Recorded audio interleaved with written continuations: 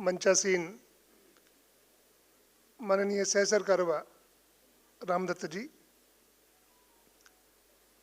माननीय देवव्रत पाहन जी क्षेत्र संघ चालक, अन्य सभी महानुभाव, कार्यक्रम में उपस्थित माताएं, बहनें, कार्यकर्तागण, जैसा आदरणीय श्याम जी ने कहा, गांव के विषय में जो हम गोत्र लगाते हैं, गोत्र शब्द जो है ये गांव से ही निकला है। जिस ऋषि की के अंतर्गत आश्रम में गायें पलती थी, उस गायों पर जीवन यापन करने वाले सभी लोग उस गोत्र के कहलाए, ऐसी वैदिक परंपरा है।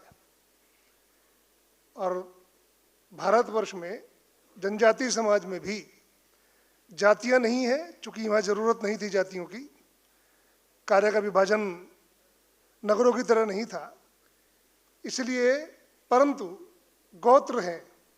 आप पूछेंगे आप तो ध्यान में आएगा, गोत्र परंपरा अभी भी है। तो इसलिए गांव के विषय में इतना सब कुछ हो गया, इतनी सारी बातें हो रही हैं। संघ ने भी गौ सेवा गतिविधि करके गतिविधि की है। आदरणीय शंकर लाल जी बैठे हैं, उन्होंने ये आरंभ किया था। तो गौ के महत्व को सभी स्वीकार कर रहे हैं, इसमें कोई दो राय नहीं है, परंतु कुछ ऐसी चीज़ें हैं जिनको भी जानना आवश्यक है। ये सब जितनी बातें कही बहुत सकारात्मक, बहुत अच्छी, बहुत ठीक बातें हैं, परंतु और पक्ष भी हैं। जब आप समाज में काम करने जाएंगे तो आपको ध्यान में आएगा दूसरे पहलू भी हैं इसके। जैसे श्रीलंका का हम क्राइसिस देख रहे हैं बहुत ज़्यादा, वहाँ पर आर्थिक समस्या आ गई। इसका बड़ा कारण एक ये है, और भी कारण है कि एकदम वो जैविक कृषि पर चले गए। परिणाम क्रॉप गिर गई, फसल गिर गई, आर्थिक चक्र रुक गया, परिणाम भुखमरी की हालत में श्रीलंका आ गया। इसलिए सतर्कता से जब हम उत्साहपूर्व भाषण करें तो जैविक कृषि पर इतना ही अपना आग्रह है कि घर की ज़रूरत के लिए लोग जैविक कृषि करें और धीरे धीरे उसको बढ़ाएं, चूँकि एकदम क्रॉप गिरती है। ऐसा जो कर रहे हैं उनके अनुभव हैं। ऐसी जब गाय पे काम करेंगे तो उत्तर प्रदेश का बार बार जिक्र किया श्री नारायण जी ने भी। उत्तर प्रदेश में जितनी गायें कत्लखानों में कटती थी, उसके मुकाबले आज ये लगभग 80% नहीं है, 20% रह गए हैं। परिणाम क्या हुआ? परिणाम दूसरा भी है। एक और परिणाम ये हुआ है कि हर गांव में, हर नगर में, हर सड़क पर जो तथाकथित लावारिस गौधन है उसकी बहुतायत हो गई, बहुत ज़्यादा हो गया। गाड़ियों का टकराना, अंधेरे उजाले में गायों का सड़क पर रहना, ये इतना बढ़ गया कि गांव-गांव जाइए आप। पहले 10 साल पहले एक समस्या थी कि गौ कटती है, भावनाओं का विषय था, धार्मिक विषय था, आस्थाओं का विषय था, परंतु अब बिल्कुल विपरीत है। अब गांव-गांव जाएंगे तो एक समस्या है कि देखिए साहब, फसलें खा जाती हैं गायें, क्या करें, इनका मार सकते नहीं हैं क्योंकि हिंदू हैं। तो ये बड़ी समस्या है। इसलिए मेरा आग्रह ऐसा है कि जब हम सब विज्ञ लोग हैं, सब बहुत जानकार लोग हैं, बहुत सारे प्रयोग कर रहे हैं, तो छोटे प्रयोग कीजिए, बड़े प्रयोग पे मत जाइए बहुत ज़्यादा। छोटे छोटे काम, जैसे आदरणीय भाई साहब ने बताया, वो गौ उत्पाद धीमे धीमे शुरू कीजिए। और बहुत बढ़ चढ़कर इस विषय पर ये बताना कि एकदम सब बदल जाएगा, ऐसा एकदम नहीं होगा, इसमें वक्त लगेगा। श्रद्धा जागरण कर रहे हैं हम लोग, ये बहुत ज़रूरी है, वो जारी रखिए। और अध्ययन भी जारी रखिए, अब प्रयोग भी जारी रखिए। आपको बहुत सारे लोग बताएंगे कि साहब बहुत दवा बनती है, ये बनती है, वो बनती है, ये बनती है, वो बनती है, पर टेस्टिंग लेबोरेटरी में जो एलोपैथ मेडिसिन का जो सारा सिस्टम है और जो भारतीय वैश्विक परंपरा है, जो मेडिसिन को स्वीकार कराते हैं कि ये मेडिसिन लीजिए आप, ऐसे प्रयोग बहुत कम है, गिनती के प्रयोग हैं। जैसे हल्दी का प्रयोग तो हो गया है, हल्दी का दूध ये तो विश्व भर में प्रचलन में आ गया, हुआ ये शुरुआत करने से ही है, पर और बहुत सारी चीज़ें अभी होनी शेष हैं, उन पर अनुसंधान सर्टिफिकेशन होना शेष है। इसलिए छोटा काम कीजिए, जो रिसर्च कर सकते हो इस विषय पर लेबोरेटरी बनाइए, उनमें रिसर्च हो, तब जाकर ये सबके लिए व्यवहारिक होगा। तो इन विषयों पर इस तरह बनाइए। दो छोटी बातें और हैं, फिर विषय पूरा करूंगा। थोड़ा सा अलग हटकर है, जो हमारा काम है, कल वृत्त दिया गया 9 संगठनों का। अपना मूल काम एकल विद्यालय है, हमारी पहचान वही है। ये सब काम आएंगे, इन कामों को भी करना है। इन कामों के लिए कार्यकर्ता अलग से खोजने चाहिए। बहुत समाज है, जैसे आदरणीय भाई साहब ने खोज की, श्रीनारायण जी की खोज की, वो अभी जुड़े हैं, शायद 1 साल से जुड़े हैं आप।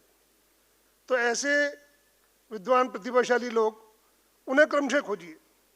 जो हम अपना काम कर रहे हैं एकल का, वो पूरे शिद्दत से करते रहना चाहिए। वो काम अगर थोड़ा बहुत भी इधर उधर होगा तो ये जो काम आप कर रहे हैं, इस काम का भी कोई मूल्य नहीं रह जाएगा। संघ संगठन ने हमेशा पहले दिन से ही शाखा जब शुरू की, तो शाखा में व्यक्ति निर्माण इस काम को कभी भी छोड़ा नहीं।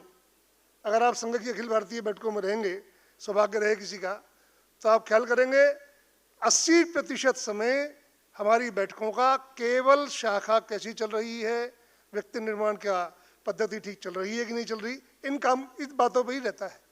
20% अन्य विषय रहते हैं, कुटुंब प्रबोधन भी है, पर्यावरण गतिविधि भी है, गौ सेवा भी है, और बहुत सारे काम हैं।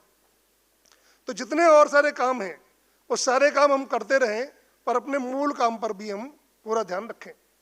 अभी हमारे वृत्त में आया कि 1 लाख पहुंच गए थे हम गाँव में, 80,000 रह गए हैं। और छुटपुट में बहुत सारे लोग कहते भी हैं कि 80,000 भी है क्या। तो ये भी 80,000 कहा है तो 80,000 रहें, इस बात पर भी रखें। 70% की बात कही गई कि जनजाति समाज में जो हमारा काम शुरू हुआ था, फ्रेंड्स ऑफ ट्राइबल सोसाइटी, जनजाति समाज में 70% में हमारे काम की बात कही जा रही है। शायद देश में जितने संगठन चलते हैं, संघ विचार प्रेरित हैं, उन सब में सबसे तेज गति से चलने वाला संगठन एकल है। और किसी एक संगठन ने अपने कोर काम में सबसे अधिक पैठ बनाई है, तो 100% में तो 70% काम पूरा कर लेना ये बड़ी बात है, एकल ने किया है। पर अभी 100% नहीं हुआ है, हम 100% कर सकते हैं। तो इसलिए 100% पर भी हम अपना पूरा फोकस रखें। हमारे 70% काम के परिणाम स्वरूप भी क्या हुआ, ये भी तो सोचना चाहिए। धर्मांतरण का विषय आया, कम हुआ है पर रुका नहीं है। अभाव कम हुए हैं पर दूर नहीं हुए। जागृति आई है पर पूरी तरह नहीं। इसलिए वो सब चीजें भी हमारे ध्यान में हमेशा रहें। और अंतिम बात इतनी है कि जिन जनजाति समाज में हम काम कर रहे हैं, मैं अब 3 दिन से घूम रहा हूँ, बातचीत करते समय, पूछते पाछते समय, थोड़ा मुझे ऐसा लगता है जो नगरीय समाज है, उन्हें ध्यान रखना चाहिए कि जब से मानव पृथ्वी पर आया है, 1 लाख साल मानते हैं यदि, तो 90,000 साल जंगलों में ही रहा है। नगरीय और ग्रामीण व्यवस्था ये मात्र 10,000 साल की देन है। वहां पर साम्राज्य थे, जनजीवन थे, बड़े बड़े साम्राज्य थे। और बहुत दूर मत जाइए, अभी केवल 500 वर्ष पहले 1492 में कोलंबस ने अमेरिका खोजा, ऐसा कहते हैं। भारत खोजने आया था पर वहां चला गया, और उसने अपने कार्यकाल में ही स्थानीय लोगों को मार दिया सबको। ऐसा ही न्यूजीलैंड में हुआ, ऑस्ट्रेलिया में हुआ, ऐसे ही मैक्सिको में हुआ, ऐसे ही कनाडा में हुआ। ये 3 करोड़ लाख वर्ग किलोमीटर का क्षेत्रफल है। ये 3 करोड़ लाख वर्ग किलोमीटर का क्षेत्रफल, आप सोचिए, ये सब 500 साल पहले जनजाति साम्राज्य थे। विकसित सभ्यताएं थी जनजातियों की, और आज 7% है। तो इसलिए जनजाति समुदाय कोई पिछड़ा है ऐसा नहीं कहिए, कोई कम शक्तिशाली है ऐसा मत कहिए, कोई दया का पात्र है ऐसी भी मत कहिए। जनजाति समाज मूल समाज है, जिसमें से हम सब लोग थोड़ा बाद में नगरों में जल्दी आ गए, गांव में जल्दी आ गए। और हमारे रामायण महाभारत देखिए, महाभारत में वन पर्व है, पूरा वन पर्व है। और अरण्य पर्व रामायण में है। हमारे यहाँ चतुर आश्रम में क्या है, वानप्रस्थ है। कुंती, गांधारी, धृतराष्ट्र अपने अंतिम काल में कहाँ गए? वन में ही तो गए। जितने ऋषि मुनि थे कहाँ थे? वनों में ही तो थे। सारे ग्रंथ कहाँ लिखे गए? वनों में ही तो लिखे गए। सारे आश्रम कहाँ थे? वनों में ही तो थे। तो वन कोई केवल जंगल है, वहां कुछ नहीं है, ऐसा नहीं था। विकसित साम्राज्य थे, सामूहिक जीवन जीने वाले लोग थे, प्रकृति पर आधारित जीवन जीने वाले लोग थे। उन्होंने नगरों में आना नहीं चाहा, इतनी ही बात थी बस केवल। पर सारी सभ्यताएं विकसित थी, सारे साम्राज्य थे। 1857 में ऐसा कहते हैं कि अंग्रेजों के विरुद्ध सर्वाधिक प्रतिकार उस समय की आबादी में 6% जनजाति समाज था। पर मोटा मोटा अनुमान लगाया है मैंने कितना था, तो लगभग 16% से अधिक 1857 में जनजातियों ने ही इंग्लिश लोगों से विरोध किया उनका। और इसीलिए जैसे ही दोबारा उनकी सरकार आई, उन्होंने सर्वाधिक जनजाति लोगों का संहार किया और वो कानून भी लाया, जंगल अधिनियम पहली बार तभी लाया। तो कुल मिलाकर कहने का अभिप्राय ये है कि जिस जनजाति समुदाय के अंदर हम काम कर रहे हैं, काम करते समय ये ख्याल रखें वो दीनहीन, दया का पात्र समाज नहीं है। हमारे पूर्वजों का, आदि पूर्वजों का समाज है। और इसलिए उस समाज ने हमें सभी सभ्यता संस्कृति दी है और कहा कि तुम विकसित हो, हम यहीं रहेंगे। और इसलिए हमें अब केवल इतना करना है, उऋण होना है। जो हम काम कर रहे हैं जनजातीय क्षेत्रों में, काम करते समय भावना हम कोई उपकार कर रहे हैं ये ना रहे। हम अपने पूर्वजों को जो मिला उससे उऋण हो रहे हैं, ऐसी भावना मन में रखें। तब जाकर हम सही तरीके से जनजातीय समाज के बीच अपने काम को न्याय संगत ठहरा पाएंगे। इतना ही निवेदन है।